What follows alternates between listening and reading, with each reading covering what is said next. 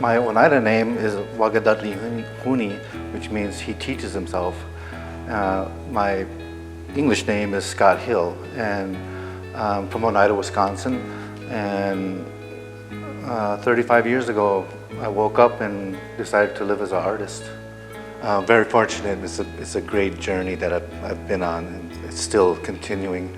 And for me to be displaying in Oshkosh is awesome. When I turned 18, I moved to Santa Fe, New Mexico, and there I tried photography, clay. We went out and picked our clay and made our own clay, and stone sculptures, all the two-dimensional, all three-dimensional, which is jewelry too.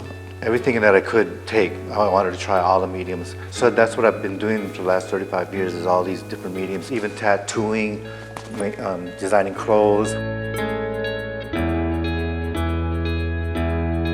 It's called Eagle Catching a Trout. Yeah, and it's an alabaster stone. I believe it's from New Mexico. This part is about the eagle coming down to catch a trout. So he's about to, hit the water and catch the trout. On the other side is the eagle has the trout in his talons, and he's looking down and trying to fly out of the water. And it took about 5 or 6 months to create this. The stonework, a lot of it, it looks like this, right? It looks raw. So you don't see the colors. So when you get the stone, you pour water on it and you see these colors. And so you clean it up with a grinder and make it all smooth like this.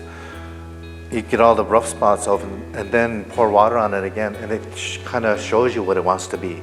I can feel it when when I need to stop, it's going too far. And so yeah, it's really soft. It comes off easy sometimes, and then it'll get hard. So it's kind of telling me almost to stop, that's good enough. So a lot of the artists, they make a clay sculpture before they carve the stones, so they have a model to go by. And I started doing that at first, but that's a long process too, right? Like days, if not weeks, to make the sculpture. But that's the model that you use to carve stone. And I only did that like once or twice, and I didn't like it. And so I just used my mind.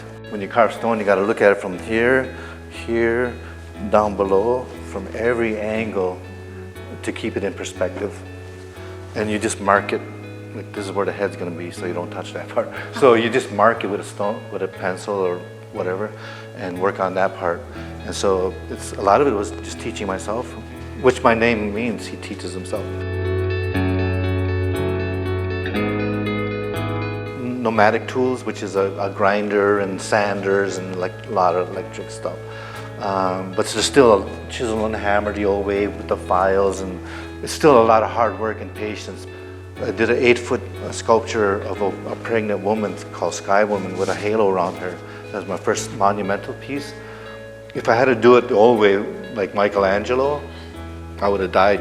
And I think about them, the tools they had to use, and marble, and the realism about it, oh my God. So we're so lucky to have modern tools that save us a lot of time and a lot of body, like a lot of injuries and stuff.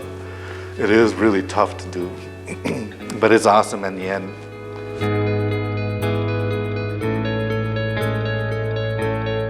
The eagle is our sacred bird. He's the one that flies the highest. So when we burn our tobacco, we put it in a fire, we pray with those tobacco, and we put it in a fire, or we smoke it in a pipe, or just put it by a tree or a rock, because that we talk to them too. But when we see eagle too, we pray for our families and we send our prayers. So that eagle takes our prayers and messages to the Creator God, because it can fly the highest, and you can watch it soar, and it'll disappear. It goes so high, and that's him taking our prayers. And the feathers have power for us too. So that's why a lot of people have eagle feathers. It's connection. It's our connection to talk to God with those feathers and tobacco. That's what we use them for. Yeah. And that's the only, it's all positive, it's the only positive thing. So when you have tobacco and those eagle feathers, you can't think negative, you can't think nothing negative, it's all positive. So that helps us to keep positive and keep good thoughts. So that's what the eagle does for us, yeah. And sometimes when you get an eagle feather, the designs in it will show you something inside of it, like a person or an animal or something. But it's always meant for you. It's always, yeah. And so we keep them. We treat them like human beings. Actually, we put them away and we talk to them and stuff like that. So it's a super sacred bird. Yeah, all the birds are. They're all messenger birds. Yeah.